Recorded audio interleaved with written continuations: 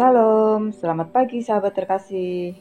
Terima kasih sudah bergabung di renungan pagi ini. Hari ini kita akan membahas topik yang begitu dekat dengan kehidupan kita semua, masa penantian. Tapi ini bukan sekadar motivasi kosong. Ini juga bukan renungan klise. Hari ini kita akan lihat bahwa rencana Tuhan dalam penantian bukan sekedar kata-kata rohani yang indah, tetapi realita yang terbukti melalui kisah nyata dan janji firman-Nya. Mari kita jujur, menunggu itu berat. Kita menunggu tanpa tahu kapan jawabannya datang. Kita melihat orang lain melangkah, sementara kita tetap di tempat. Tapi hari ini saya ingin sahabat tahu, masa penantian bukan tanda bahwa Tuhan diam, apalagi lupa. Justru di masa seperti inilah Tuhan bekerja dalam diam. Dan sekali lagi, ini bukan teori kosong. Saya sendiri pernah mengalaminya, dan banyak dari kita juga. Bahkan para tokoh besar dalam Alkitab mengalaminya. Artinya, kebenaran ini nyata, bukan wacana, tapi fakta iman. Mari kita membaca dari Yesaya 64 ayat 4.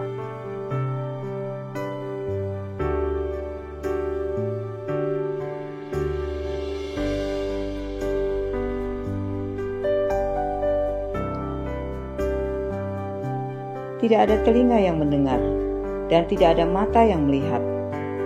Seorang Allah yang bertindak bagi orang yang menanti-nantikan Dia. Hanya Engkau yang berbuat demikian.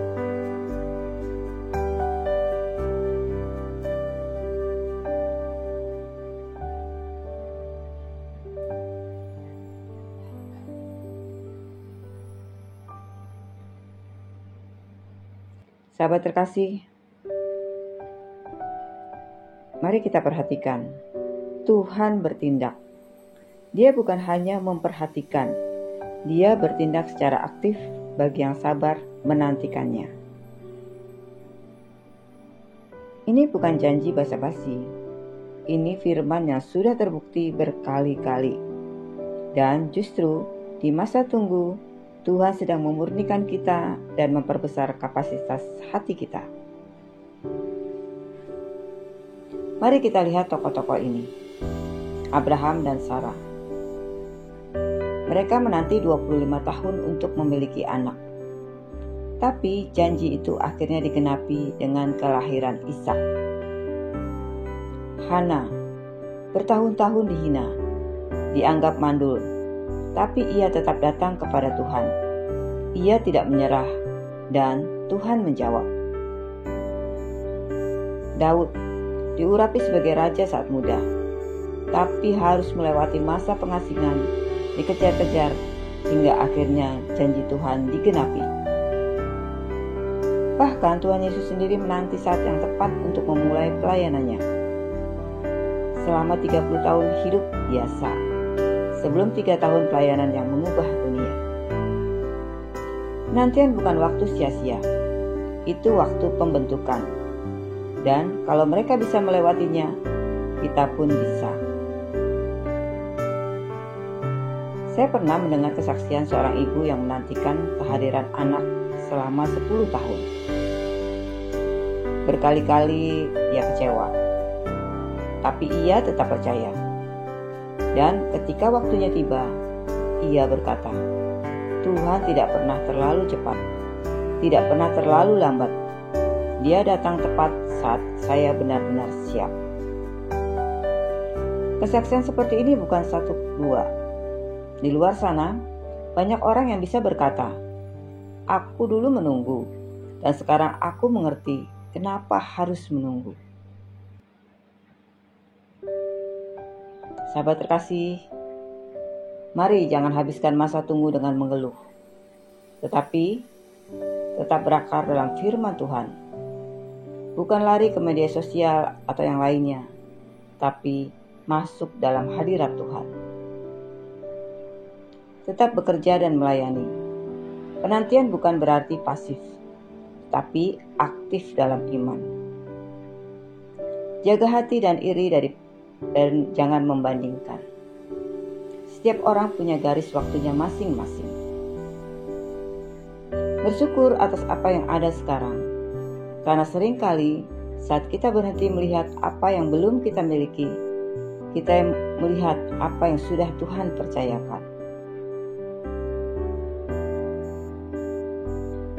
Sahabat terkasih, percayalah, Tuhan tidak sedang membuang waktumu. Dia sedang memurnikan motivasi, menguatkan karakter, dan mempersiapkan kapasitas hatimu. Terkadang dia menunda karena kasihnya, karena jawaban yang datang terlalu cepat akan merusak, bukan membangun. Jadi, saat sahabat berkata, "Tuhan, kenapa lama?" Tuhan mungkin menjawab, "Karena aku mengasihimu terlalu dalam untuk memberimu sesuatu yang belum bisa kamu tanggung."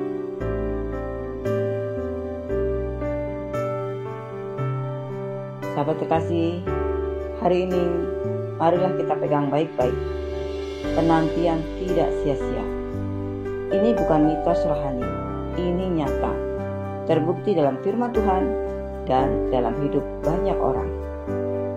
Tuhan bertindak bagi mereka yang menantikan Dia. Dan saat waktunya tiba, engkau akan berkata, "Ternyata semua ini sepadan."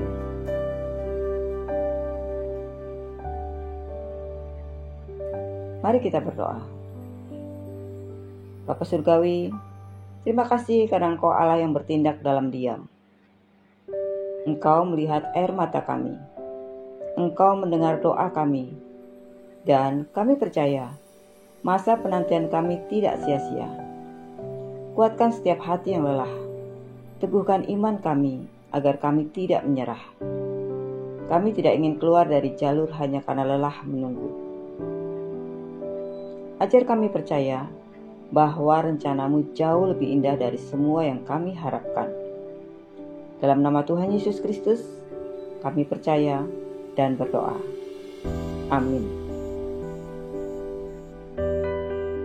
Sahabat terkasih, kalau renungan ini memberkatimu, jangan lupa like, subscribe, dan komen ya. Dan bagikan juga kepada orang-orang terdekat yang sedang menanti jawaban Tuhan. Sampai jumpa besok jam 5 pagi. Tetap setia dan percaya, karena menunggu bukan berarti dilupakan. Tuhan sedang bertindak untukmu. Selamat beraktivitas. Tuhan memberkati.